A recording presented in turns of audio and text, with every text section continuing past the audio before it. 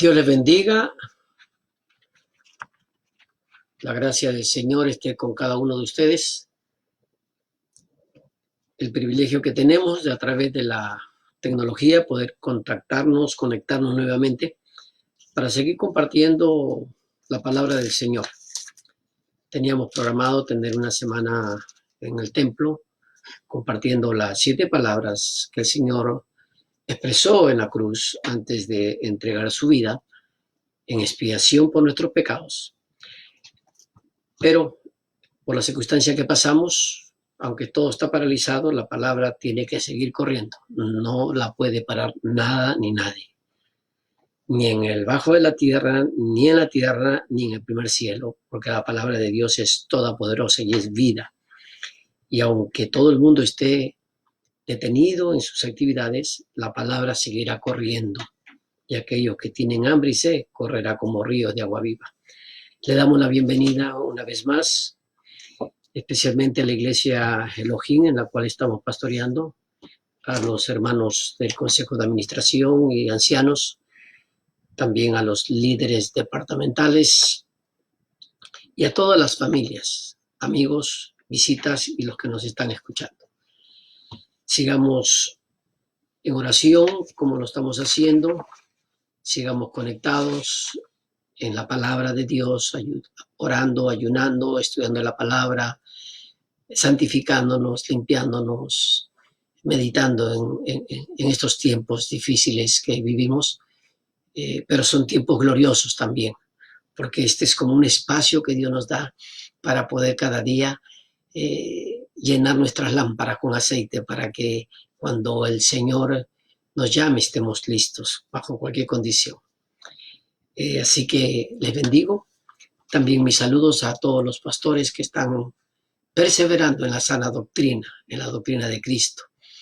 También sigamos en oración por las autoridades eclesiásticas, misioneros, hermanos, las congregaciones, los líderes de las congregaciones. Les bendecimos y que ellos también sigan compartiendo los pastos, el pan, el agua, el aceite para la grey que el Señor nos ha mandado a pastorear. Así que mis más grandes bendiciones para ustedes también. También oremos por las autoridades civiles, locales, la ciudad, por el Estado, por el gobernador y por el presidente de esta nación, por las 3 ramas que hay en esta nación. El poder legislativo, el poder ejecutivo y el poder judicial o la Corte Suprema de Justicia. Por todos los presidentes, para que también puedan tener sabiduría y paciencia para poder trabajar en estos tiempos difíciles, sabiendo que bajo el gobierno de ellos se depende quizás la vida de mucha gente. Así que oremos por nuestros países, por las ciudades, también por los que han perdido sus familiares en este tiempo pandémico, y que el Señor traiga consolación en cada uno de sus corazones y palabra y esperanza a través de la iglesia para seguir predicando que Cristo todavía tiene sus brazos extendidos para que aquel que viene a Él no lo echa fuera, sino lo recibe, lo bendice, lo salva. Así que gracias al Señor por este tiempo. Hoy vamos a compartir el día de hoy y el día de mañana un servicio, 7:30 de la noche. No he querido grabarlos, quiero hacerlos directamente a la misma hora, esperando que podamos ser bendecidos, como si la iglesia estuviera yendo al servicio en el mismo tiempo, en la misma hora, para tener la misma disciplina, la misma perseverancia y el mismo orden de todas y cada una de nuestras actividades, aunque lo hagamos a través de este medio social, a través del Facebook, y la prédica se va a subir al YouTube también, o la enseñanza, para que podamos después con calma repasarla también. Yo me imagino que usted tiene su Biblia en su mano, están reunidos, han cancelado otras actividades para poder compartir este tiempo de meditación. Y pidámosle al Señor que nos traiga también tranquilidad y paciencia. Son tiempos maravillosos los que vivimos. Hay pesar, pero tiempos maravillosos, porque nosotros sabemos en quién hemos confiado. Sabemos quién es nuestro protector. Sabemos quién es nuestro Salvador. Sabemos quién es nuestro Señor. Sabemos quién es nuestro refugio y nuestro amparo. Sabemos quién es nuestro Ebenezer. Sabemos quién es nuestro gran y príncipe de los pastores, nuestro Señor Jesucristo. Así que queremos ahora compartir algunas palabras, las últimas palabras que el Señor expresó en la cruz antes de entregar su espíritu. Pero en esta mañana quiero hacer una pequeña introducción. Quizás tomemos unas 2 palabras o una, no sé, conforme podamos bosquejar la escena de lo que ha pasado hace 2000 años, y mañana continuaremos. El día domingo vamos a tener un servicio glorioso a las 6 de la mañana, todos conectados y todos glorificando al Señor, todos los que tengan su pandero. Vamos a celebrar también fiesta el día domingo. Amén. Por ahora vamos a abrir nuestras Biblias. Voy a leer dos libros de los Evangelios para dar inicio a la meditación. Esta es una semana de reflexión también. A veces se quiere tomarlo como puras prédicas y nos salimos del contexto histórico muchas veces. Nosotros queremos entrar como en un pequeño viaje de hace 2000 años que pasó en el ministerio del Señor en los últimos momentos.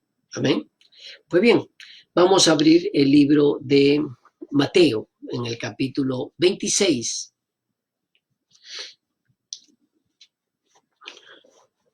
Mateo capítulo 26.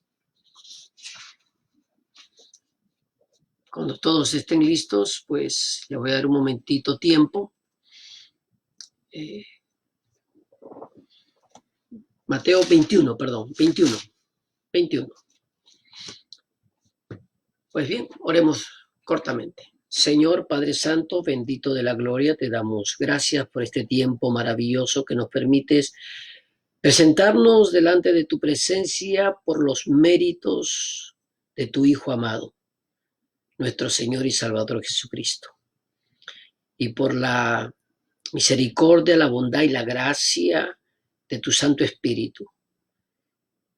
Te pedimos en esta noche hermosa que tu palabra corra sin que nada la detenga, que tu palabra es viva y eficaz y es más cortante que toda espada de 2 filos, que penetra hasta partir el alma y el espíritu, penetra hasta la coyuntura, los tuétanos y discierne los pensamientos del corazón. Gracias te damos en esta hora porque venimos, como dice tu palabra, con entera confianza, dice, al trono de la gracia para recibir oportuno socorro. Hoy queremos sentarnos alrededor de tu mesa, que seas tú el que ministres nuestras vidas, que sea tu palabra la que ministre, imparta en el espíritu de cada persona que nos está escuchando, la Grey primeramente, y aquellos también que no te conocen y que quieren escuchar tu palabra en esta noche. Gracias te doy, la unción de tu presencia repose sobre mis labios, sobre mi vida, y que seas tú ministrando cada vida y cada corazón. Te doy las gracias, no sin antes pedirte también por Israel, por el pueblo de Abraham, de Isaac y Jacob, el pueblo que formaste, para que sea este pueblo, esta nación, bendición a todas las naciones. Bendice al primer ministro, al Knesset, que es el parlamento judío, y también guárdalo de esta crisis de pandemia que está abrazando todo el mundo. Pero que sean tus brazos los que nos abracen, guardándonos y protegiéndonos, porque esto solamente puede ser detenido por tu mano preciosa. En el nombre de Cristo Jesús, eterno Dios de gloria, Padre bendito, te lo pedimos y lo recibimos. Amén. Amados hermanos, voy a leer lo que dice Mateo capítulo 21.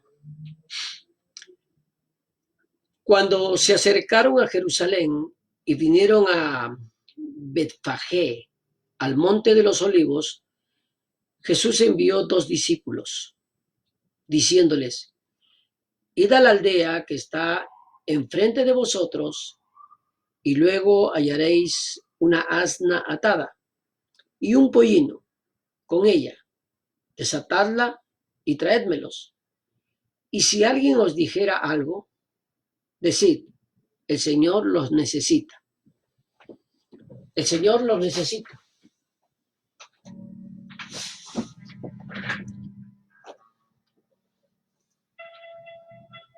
Todo esto aconteció para que se cumpliese lo dicho por el profeta cuando dijo: decid a la hija de Sión, he aquí tu rey viene a ti, manso y sentado sobre una asna, sobre un pollino, hijo de animal de carga. Y los discípulos fueron e hicieron conforme Jesús les mandó. Y trajeron el asna y el pollino, y pusieron sobre ellos sus mantos, y él se sentó encima. Y la multitud, que era muy numerosa, tendía sus mantos en el camino, y otros cortaban ramas de los árboles y las tendían en el camino. Y la gente iba adelante, y la que iba detrás aclamaba, diciendo estas palabras: Hosana al Hijo de David, bendito el que viene en el nombre del Señor. Hosana en las alturas. Cuando entró él en Jerusalén, toda la multitud se conmovió diciendo: ¿quién es este? Y la gente decía: este es Jesús, el profeta de Nazaret de Galilea. Y entró Jesús en el templo de Dios y echó fuera a todos los que vendían y compraban en el templo. Y volcó las mesas de los cambistas y las sillas de los que vendían palomas.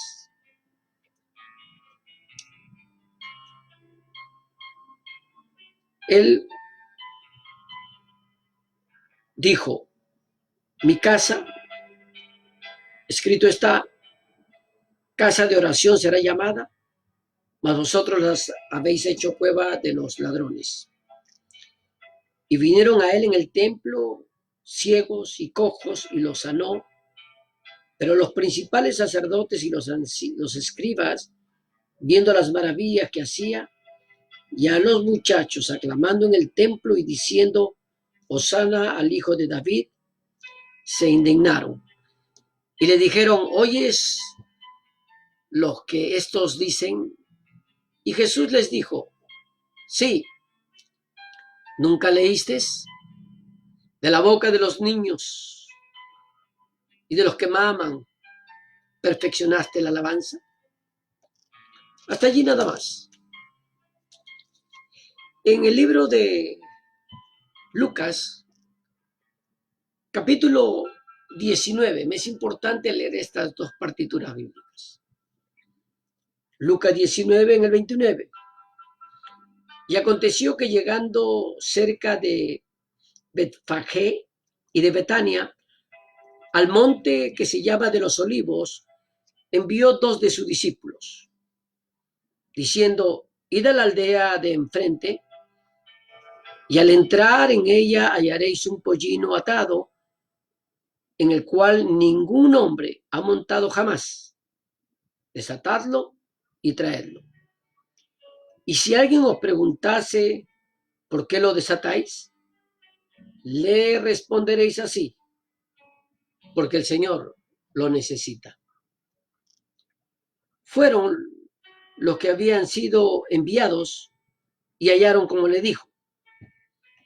Y cuando desataban el pollino, sus dueños le dijeron: ¿por qué desatáis al pollino? Ellos dijeron: porque el Señor lo necesita. Y lo trajeron a Jesús, y habiendo echado sus mantos sobre el pollino, subieron a Jesús encima, y a su paso tendían sus mantos por el camino. Cuando llegaban ya cerca de la bajada del monte de los olivos, toda la multitud de los discípulos, gozándose, comenzó a alabar a Dios a grandes voces por todas las maravillas que había visto, diciendo: bendito el Rey que viene en el nombre del Señor, paz en el cielo y gloria en las alturas. Entonces algunos de los fariseos de entre la multitud le dijeron: Maestro, reprende a tus discípulos. Él respondiendo les dijo: os digo que si estos callaran, las piedras clamarían.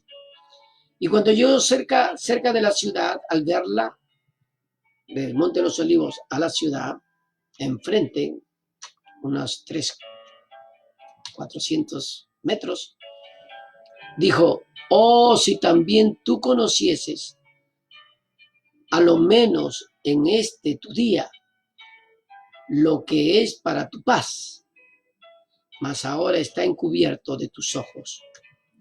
Porque vendrán días sobre ti cuando tus enemigos te rodearán con vallado y te sitiarán, y por todas partes te estrecharán y te derribarán a tierra y a tus hijos dentro de ti, y no dejarán en ti piedra sobre piedra, por cuanto no conociste el tiempo de tu visitación.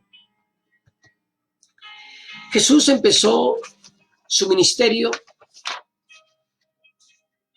en una cuna prestada. Terminó su ministerio en una tumba prestada.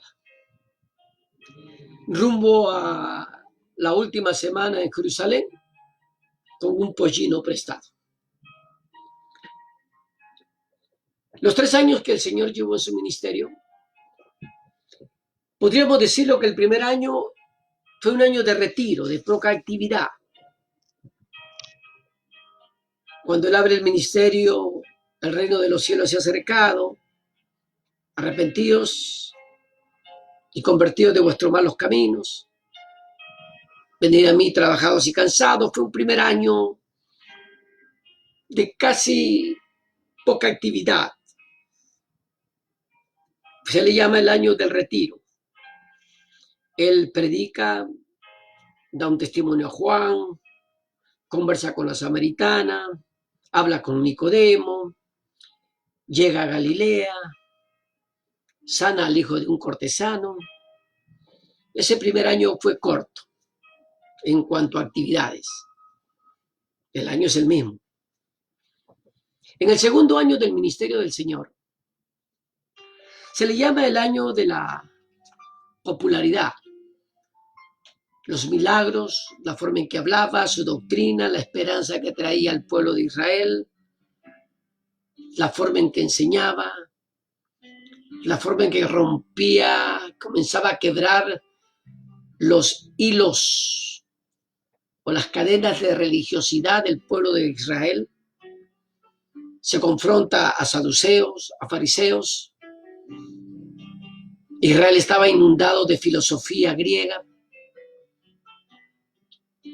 Se confronta a un partido herodiano, a Roma en su plenitud de conquista. Los esenios se apartan, pero con todo el nombre del Señor comenzó a hacerse conocido. Él va a Galilea,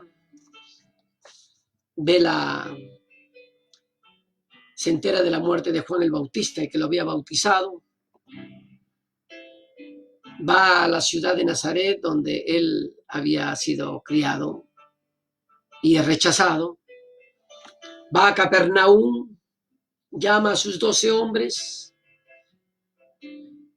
y hace curaciones de todo tipo, gente endemoniada, cura leprosos, ciegos, la mujer con flujo de sangre y un sinnúmero de actividades que se asombraron a la gente. Jesús estaba lleno de gozo ver cómo podía derramar de la voluntad del Padre para lo que vino, a darle esperanza a un pueblo, darle esperanza a aquel que estaba en la cárcel, afligido, sin Dios, sin esperanza, a los menesterosos, a los abandonados. También vino a sacudir los simientes del sistema del fariseísmo, del sistema religioso, de las tradiciones que estaban. Se le llama de esa popularidad del Señor y comienza a hablar de parábolas, de curaciones, de milagros. Comienza a tomar el control sobre las tormentas, sobre la naturaleza. Los demonios salen huyendo de gente que estaba atada, endemoniada, mujeres que sufrían años, gente estéril que comenzaba a tener esperanza de salir embarazada. Y comenzó a hacer milagros y prodigios, y la forma en que hablaba, la gente se asombraba y decía, este tiene una doctrina y habla como nadie habla. En su humildad el Señor comenzó a seguir su ministerio. Alimenta 5,000, 3,000 y todo lo que hemos visto a través de los evangelios. Y viene el tercer año. El tercer año, donde es un año ya de oposición. Ya había rebasado los lineamientos de la paciencia, quizás, del sistema religioso, del fariseísmo y de los saduceos. Ya había rebasado, que iba en contra toda filosofía griega que había afectado al pueblo de Israel. Ya había avasallado los límites del colmo del imperio que dominaba esa área en esos años, como el Imperio Romano, y comenzó a tener persecución en su ministerio. Antes de llegar a lo que vamos a compartir estos 2 días, es un bueno recordar un poco la historia del ministerio del Señor en esos 3 años. Llega el año que se le llama de oposición. En ese tercer año de oposición, el Señor no asiste a una de las fiestas en Jerusalén, pero sigue haciendo milagros. En su tercer año comienza él a desnudar la tradición judaica, las cargas que ponían al pueblo de lavarse las manos, por ejemplo, y de las vasijas. Y el Señor les dice, han invalidado mi palabra por vuestras tradiciones. Ignoráis las escrituras, erráis con eso. Y comienza a amonestar a los fariseos. Ellos comienzan a exigir señales. El Señor comienza a hablar con más autoridad. Sana a un muchacho endemoniado nuevamente. Comienza a hablar de su muerte y de su resurrección.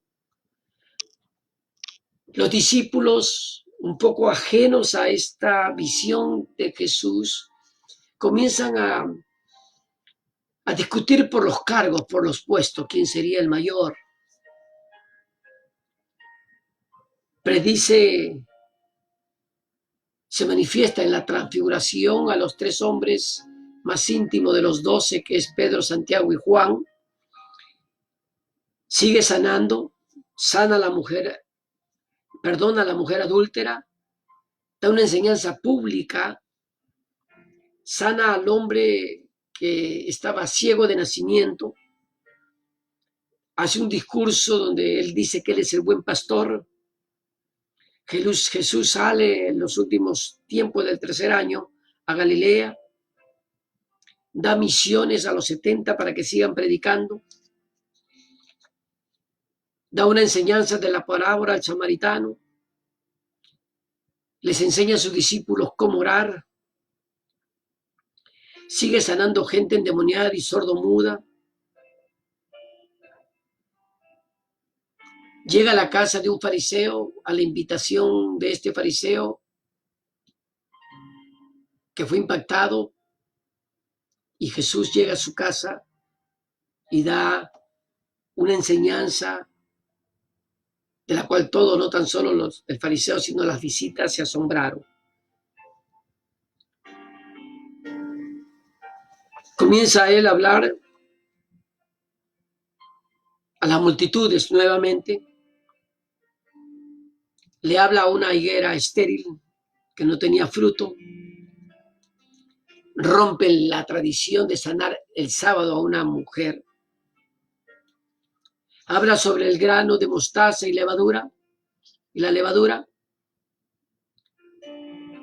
va a Jerusalén, visita a María y a Marta. Y esta última semana, cuando él comienza a llegar de Jerusalén a Galilea, de Galilea a Perea, comienza de Betania a Jerusalén, va al Jordán, va otra vez a Perea. En los últimos tiempos, este último año fue así. Habla sobre la moneda perdida, habla sobre el hijo pródigo, habla sobre el mayordomo injusto, reprende a los fariseos, habla sobre Lázaro y el rico, instruye a sus discípulos,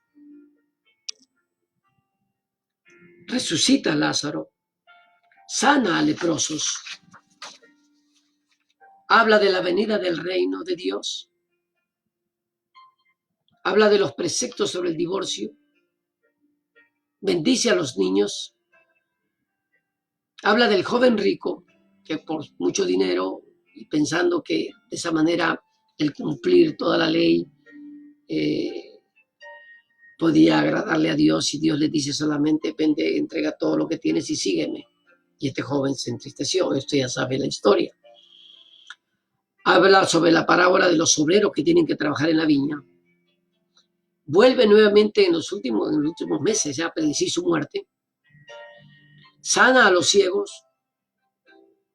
Impacta a Zaqueo, donde le dice un árbol: Zaqueo, baja que esta noche voy a tu casa. Voy a cenar en tu casa. Y habla también, y es ungido al final por María, en Betania. Esto fue parte de casi todo el tercer año. Pero en la última semana, los últimos días de su ministerio, que habían empezado después de ser bautizado por Juan,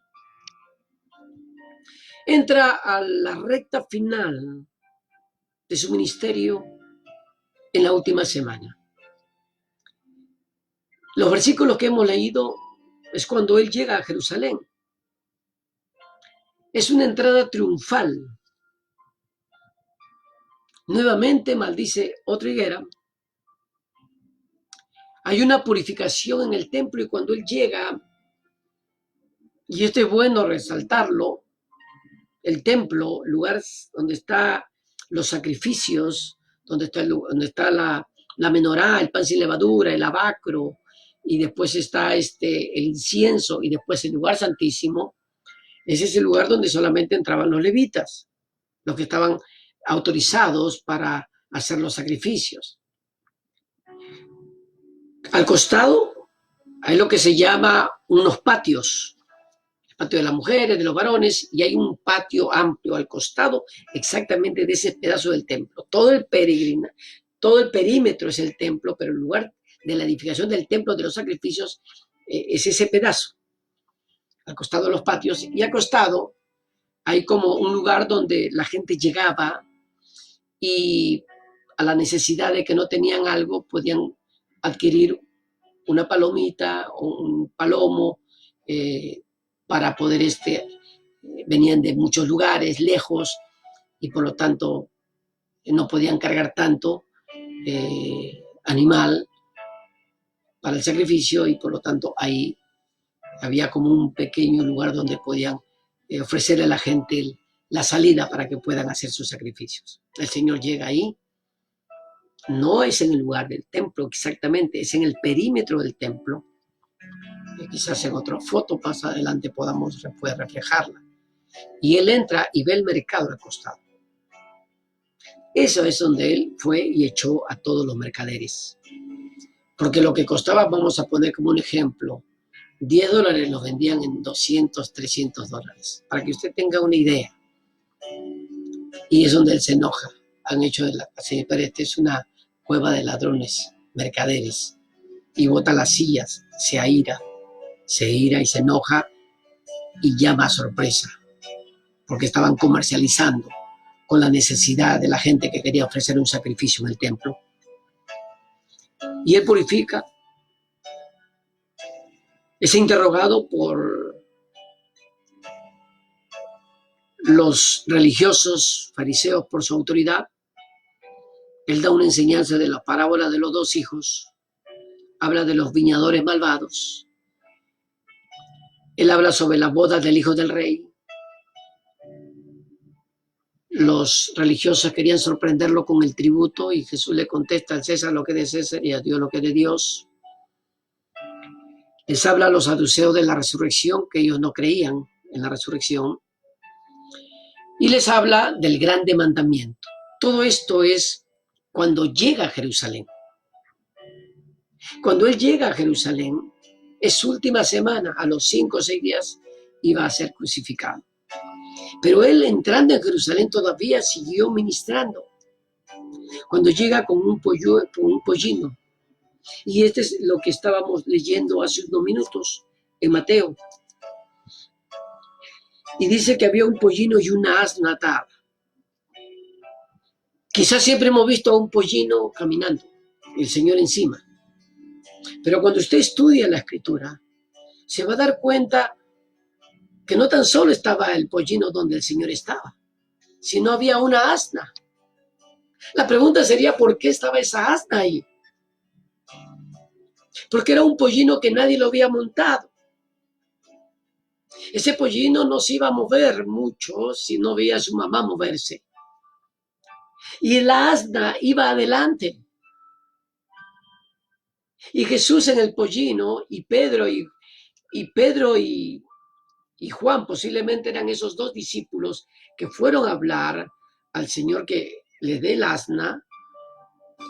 Posiblemente su ropa la pusieron para que el Señor pueda subirse en ese pollino con toda la humildad y la sencillez que el Señor es. No que tiene, es. Y dice que ese pollino entra, el pollino, y él atrás, la asna adelante, los discípulos detrás. Y viene lo que hemos leído. Cuando la gente dice: bendito el que viene en el nombre del Señor. La gente clamaba. La gente ya había escuchado por 3 años el ministerio de lo que Dios había hecho. Había hecho milagros que nunca se habían visto. Había dicho cosas que nunca la gente había escuchado. Había derramado su compasión sobre los necesitados. Había manifestado su preeminencia, su autoridad sobre la naturaleza, sobre los vientos, sobre el mar, sobre los endemoniados y sobre los leprosos. Y la gente se había enterado. Y Jerusalén estaba llena porque se iba a celebrar la Pascua. Por lo tanto, la multitud decía: bendito el que viene en el nombre del Señor. Hosana en las alturas. Y esta es la escena que yo quiero y trato de meditar con ustedes. Él está entrando, el pueblo clamando: bendito el que viene en el nombre del Señor. Y allí es donde el Señor instruye la cena. Pero antes de instruir la cena, manda al pueblo, manda a sus discípulos nuevamente a preparar la Pascua. Preparan la Pascua. En la preparación también están discutiendo quién será el mayor. Jesús lava los pies a sus discípulos de una manera demostrándonos que así lo debemos hacer aquellos que servimos al Señor, servir con humildad, no con arrogancia, no por vanagloria, sino con la más grande humildad que el Señor nos ha enseñado. El Señor declara que va a haber una traición en la cena. Judas sale en la cena misma y lo traiciona. Esta es la historia que estoy tratando de resumir. El Señor instituye la cena de la que hemos compartido el día domingo, donde todo lo que vamos a hacer, dice Él, ahora tienen que hacerlo en memoria de mí, y ya lo he explicado. porque ahora yo soy su libertador, que lo liberó del pecado, de la muerte y de la condenación eterna. Aleluya. Y dando su discurso de despedida. Capítulo 16, 17 del libro de San Juan habla de esa oración intercesora del Señor. El capítulo 17 de Juan, no lo voy a explicar, pero es bueno que meditemos. Cuando en esa semana, su última semana, él la pasó en Jerusalén. Ya no estaba en Betania, ni en Perea, ni en Capernaum, donde siempre llegaba a visitar a Lázaro, a María. Era su centro de operaciones, por decirlo. Ya no estaba en Samaria, estaba exclusivamente en Jerusalén, porque ahí tenía que entregar su vida en expiación por nuestros pecados. Pero la oración que él da intercesora después de la cena, o antes de la cena, en esa semana, está referida en todo el capítulo 17 del libro de San Juan. Los primeros 3 versículos, 6 versículos, están dirigidos a una oración personal, íntima.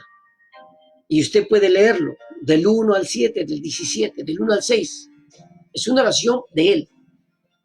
Padre, la hora ha llegado, dice. Glorifica a tu Hijo. Padre, esta es la vida eterna, que te conozcan a ti, al Dios verdadero, y a Jesucristo, quien es enviado. Él habla del Padre respecto a él, a su tiempo que está llegando. Pero también el otro pedazo de la oración que él hace es para sus discípulos. En esa semana final, en los minutos o horas antes de ser entregado, hace una oración por los suyos, y usted puede leerlo desde el versículo 7 hasta el 17, donde él termina diciendo: santifícalos en tu verdad, tu palabra es verdad, no te ruego que lo quites, sino que los guardes. Yo les he dado tu palabra, y el mundo los aborreció, porque no son del mundo, como yo tampoco soy del mundo. Y dice: guárdalos y que sean uno. Uno, no 2, 3, 1. Lo mismo que dice Nehemías años atrás, que sean una sola alma. Lo mismo que dice Hechos, uno, un solo cuerpo, una sola alma, Pablo dice también. Y la tercera parte de la oración del Señor en esas últimas horas es también por el mundo que no lo conocía. Pero ya no le dice tan solo que lo conozcan, sino que a través de la unidad y de sus discípulos, el mundo los tiene que conocer a él. Mire lo que dice: como tú me enviaste, yo también los envío al mundo, y por ellos yo me santifico a mí mismo, para que también ellos sean santificados en la verdad. ¿Quién santifica? La verdad, la palabra. Mas no ruego solamente por estos, sino también por los que han de creer en mí por la palabra de ellos, para que sean, ¿qué? Otra vez más, uno. Como tú, oh Padre, en mí y yo en ti, que también ellos sean uno en vosotros, en nosotros, para que el mundo crea que tú me enviaste. La gloria que me diste yo les he dado, para que sean uno, así como nosotros somos uno, yo en ellos y tú en mí, para que sean perfectos en unidad, para que el mundo conozca que tú me enviaste y que los has amado a ellos como también a mí me has amado. Padre, aquellos que me has dado, quiero que donde yo estoy también ellos estén conmigo, para que vean mi gloria que me has dado. Esto lo hizo en la última semana, entrando a Jerusalén, compartiendo la cena con sus discípulos, preparando la última Pascua, en la cual iba a transformar ahora la forma en que teníamos que celebrarlo. Pero la que quiero rescatar es la unidad que debe haber en la iglesia, para que el mundo crea que Cristo es real en nuestras vidas. Porque si hay división, no hay evangelización. Tiene que haber unidad, como Él quiere, que sean uno. Pastores, líderes, pueblos, servidores, uno. Como una sola familia, como un solo cuerpo, con una sola cabeza, que es Cristo Jesús. Y entra allí y celebra la Pascua, da el discurso de despedida, hace una oración intercesora y viene lo que se llama la agonía en el huerto. Dice la Escritura, en el Monte de los Olivos. Entra a Jerusalén, Jerusalén está aquí, el Monte de los Olivos está a un costado, va al Monte de los Olivos, va a Jerusalén, va al Monte de los Olivos y dice que ora y hasta suda gotas de sangre. Era la parte más dura donde dice, Señor, aparte de mí esta copa, pero que no se haga mi voluntad sino la tuya. Mira a Jerusalén. Mira de lejos a Jerusalén. En otro versículo dice, Jerusalén, cuántas veces quise como gallina, como junta sus polluelos, mas no quisiste. No quedará piedra sobre piedra. Lo que hay actualmente ahora fue reconstruido. Y del templo no quedó tampoco piedra sobre piedra. Era la semana final del Señor, eran las horas finales del Señor. Y dice la Biblia que Él fue arrestado. Arrestado por alguien que lo vendió por 30 monedas. Antes que celebre la Pascua, la cena, perdón, antes que se celebre la Pascua o la cena, ya Judas lo había vendido. Y todavía tuvo el descaro de venir a la mesa y sentarse al lado del Señor. Ya lo había vendido. He ahí, por eso es que el Señor dice, y aquí, alguien me ha vendido, me ha traicionado. Cuando Él llega, participa en la cena y después se sale de la cena. No siguió con la coinonía y la unidad. ¿Usted cree que Jesús no vio la salida de Judas? Claro que sí. Por 30 monedas. A veces la gente vende al Señor. No por 30 monedas, sino quizás por otras cosas. Vendemos al Señor por nuestro trabajo, por nuestra flojera, por nuestras prioridades.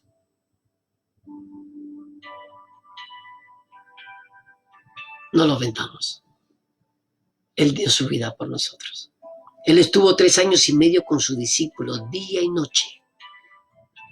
Aunque ellos se peleaban puestos, aunque ellos discutían, el Señor estaba allí para decirles sean uno en mí y un nuevo mandamiento os doy, que os améis los unos a los otros. Si me amáis, dice Él, guardad mis mandamientos. Y dice que Él es arrestado cuando está en el Monte de los Olivos con sus discípulos y viene la escena del arresto. Es arrestado y pasa, para hacerlo un poco más resumido, he llevado a Anás y Caifás, los sacerdotes, que dicho sea de paso no eran los sacerdotes aprobados porque no eran levitas. Eran puestos por el Imperio Romano. ¿Ok? Eran puestos por ellos. Por la corrupción que había entre el fariseísmo, el saduceísmo y Roma. Y ellos podían manipular muy bien a esos líderes religiosos. Y lo arrestan. Viene la negación de Pedro. Jesús se presenta ante Caifás. Después se presenta ante el Sanedrín. Viene la negación de Pedro nuevamente. Estuvo llevado por los sacerdotes, fue llevado. Después fue llevado a Pilatos. Pilato nuevamente lo regresa, se lo envía a Herodes. Herodes lo envía nuevamente a Pilato, desnudo, latillado, lo escupieron, lo golpearon, lo desnudaron, le pusieron en su frente una espina, una corona de espina, le arrancaron la piel, lo cercenaron, le pusieron deshidratado antes de ser crucificado. No comía. Es terrible. Yo quiero hacer una pequeña observación, amados. Nosotros a veces hemos puesto la iglesia del Señor, ha puesto su mirada más en el nacimiento de Jesús. Y usted lo sabe, no hay que decir cosas que no son. Eso lo podemos ver en el nacimiento. Y muchos, en forma equivocada, antibíblica, hasta se visten de rojo y azul o negro, y que tienen que vestirse así. ¿Qué mundanidad es esta? Y ponemos más atención a esa actividad cuando la Biblia, el 80% de los evangelios, no está centrada no está centrada tanto en el nacimiento, que es importante, porque vemos el nacimiento virginal de María por la concepción del Espíritu Santo y está allí. No estoy diciendo cosas que no están allí en la Biblia. Pero el grosor de lo que Dios quiere que aprendamos, sí, su nacimiento como fue, queda evidencia teológica, bíblica, divina, arqueológica, etcétera, etcétera. Pero el 80% está más enfocado a los últimos 30 días del Señor. De su peregrinaje final, inclusive rumbo a Jerusalén, más dedicado a hablar de su muerte, de su sacrificio, de su sufrimiento. ¿Por qué? Porque Él sabe que ese precio ha sido tan fuerte, de la cual el Padre inclusive volteó su rostro, de la cual vamos a hablar posiblemente mañana, el dolor que estaba cargando su Hijo por el pecado del mundo. Nosotros debemos tomar, esta es una reflexión importante, no le demos una tradicional importancia a la Navidad, porque primeramente no nació ese día, aunque muchos puedan decir 50,000 cosas. No lo sabemos. Y no quiero entrar en esto. Pero sí quiero concentrarme de que la mayor parte de lo que significan los evangelios está referido al sacrificio, a la vida sacrificial. Sus milagros y prodigios en el primero o segundo año, pero las profecías cumplidas en los últimos 30 días y más en la cruz del Calvario. Quizás más de 100 profecías cumplidas solamente en las últimas semanas de su arresto. Es importante meditar que Él llega entonces a ser condenado por Pilato. Pilato se lava las manos, aparte de que lo azota, sueltan a un ladrón, Barrabás. La gente prefirió un ladrón libre que a un santo que esté con ellos.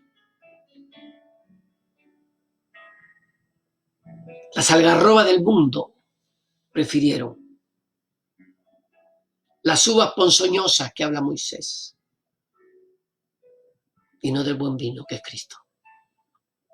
Y usted ya sabe la historia, solamente es una reflexión de lo que sucedió en la última semana.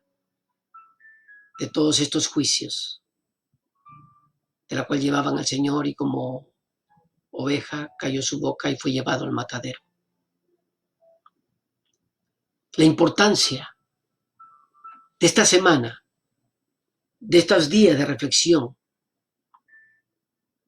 que inclusive aún mismo en Israel, lo que se llama las fiestas de Pascua y los panes sin levadura, que se han cancelado también por situaciones que ya sabemos, pero a través de las vías de comunicación podemos seguir compartiéndolo. La muerte del Señor. El trabajo del Padre sobre el Hijo y el trabajo del Hijo, diciendo, mi Padre trabaja, yo también. Iba rumbo a la cruz. Los guardias lo latillaron, le arrancaron la piel con punta de metal y de hueso. Eran expertos, eran unos sátiros. Ellos deleitaban ver sangre y eran preparados para ello, para arrancar el piel sin quebrar el hueso. Estaba moreteado, débil. Se burlaron de él, lo escupieron, lo desnudaron, le tiraban no cachetadas, eran puñetes de militares, diciéndole quién fue el que te golpeó. Esa fue la parte de la historia. Llevado, antes de ser llevado a un lugar llamado el Gólgota.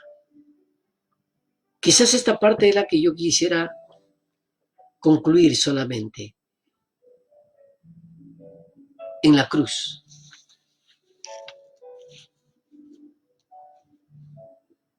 Allí llegó un pedazo de un cuerpo, respirando vida todavía, porque nadie se la podía quitar, con dolor, con espinas, con golpes, hambriento, deshidratado, sin comer, en 4 juicios, más en el Sanedrín, burlado y escupido, golpeado y latillado, pero con vida, porque nadie podía quitársela. Si él no la entregaba, nadie se la podía quitar. No hay hombre en la tierra que podía quitársela. Mañana quizás pueda explicar estas 7 palabras rápidamente, donde él exclama, y quizás sería 1 hora por cada uno, pero vamos a hacer unos minutos por cada uno, porque es importante que a través de esta meditación de esta noche tú entiendas el precio del sufrimiento, del sacrificio del Señor, para que no lo tengas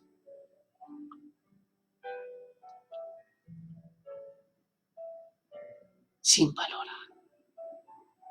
para que medites lo que vale tu alma, lo que costó el salvarte o el salvarnos, para que meditemos el precio que nadie podía pagar, para que meditemos que no había nadie que calificaba, porque el hombre no puede entrar a la vida, lo matan. Cristo tuvo que entregar su vida, su espíritu. Llegó en un pollino humildemente a Jerusalén, con una multitud que le decía, Hosana, Hosana, y a los días siguientes, ese mismo pueblo manipulado por religiosos, le estaban diciendo ahora, crucifícale, danos a un delincuente y crucifica al santo. Ese es el precio de esta Semana Santa, de meditar sobre lo que ha sucedido en esa recta final de la vida de nuestro Señor. Cayó su boca. E inclusive él dijo, puedo enviar una legión, pedirle a mi padre una legión de ángeles y se acabó todo esto. Pero no, lo hizo por causa de ti y por mí. para valorarlo, para poder siempre tener presente que Él debe ser lo primero en nuestras vidas, nuestro tiempo, nuestras finanzas, nuestro corazón, el servicio que podamos darle, el practicar y ejercitar las enseñanzas que Él nos dio, el de amar, el de perdonar, el de bendecir, el de ser pacientes, el de tener misericordia, el de santificarnos, el de esperar en Él, porque su venida está a la puerta. Amados, yo sé que a veces ahora usted expectaba ya empezar con las 7 palabras, pero mañana tenemos el otro servicio. Hoy quiero que quedes con este pensamiento histórico de los 3 años y las últimas semanas del Señor. Que mañana tu corazón esté dispuesto para que subamos o nos pongamos en el Gólgota, en el camino del Gólgota. Y voy a explicarte algunas cosas que no se dicen y no se explican claramente respecto a qué significa el Gólgota. ¿Cuántas cruces había en el Gólgota? ¿En qué lugar fue crucificado? ¿Por qué la gente lo pudo escuchar? ¿Por qué María estaba tan lejos? Pero ahí está.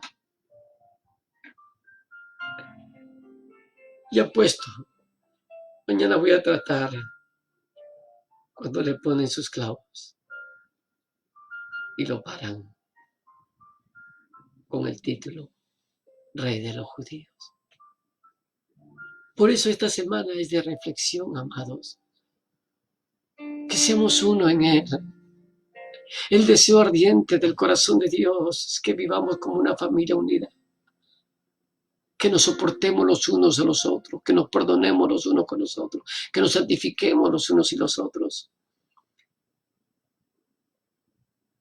Para que el mundo crea que lo que Jesús vivió hace 2000 años es una vivencia latente hasta el día de hoy.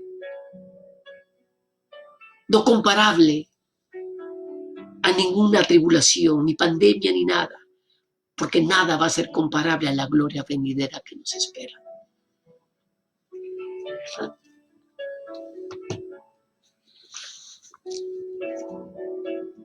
Hasta allí voy a quedar. ¿Qué pasará mañana en la cruz? Y que el Señor traiga una reflexión en esta noche en tu vida. Hemos valorado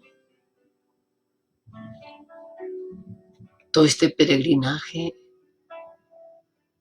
sin contar todavía los clavos, la lanza y la espina, y la desnudez porque le arrancaron su ropa, mostrando la desnudez como una de las más grandes vergüenzas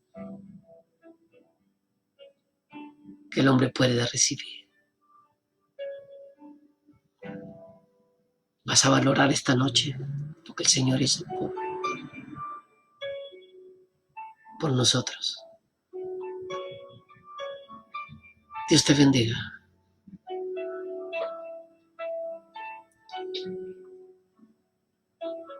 Dios nos perdone.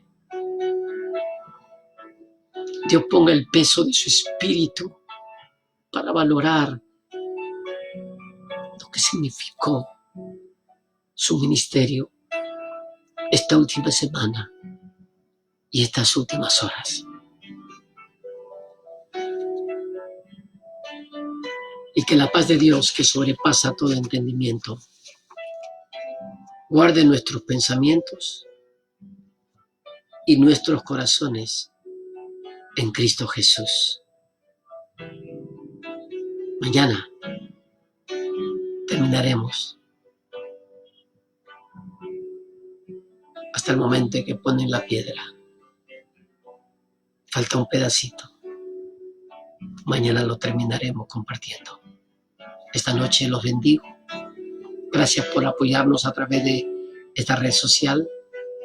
Comparta este mensaje compártalo,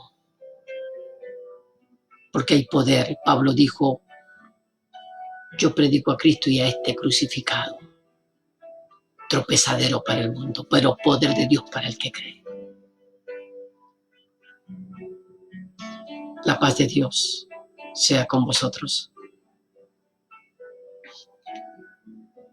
El amor de Cristo os guarde. Y que el amor de Dios, que sobrepasa todo entendimiento, guarde nuestros pensamientos y nuestros corazones en Cristo Jesús, porque en Jehová haremos proeza y Él hollará a nuestros enemigos. Porque la guerra se hace con sabiduría, porque la guerra no es nuestra, la guerra es de Dios. Jesús Shalom, gracia y paz. Amén.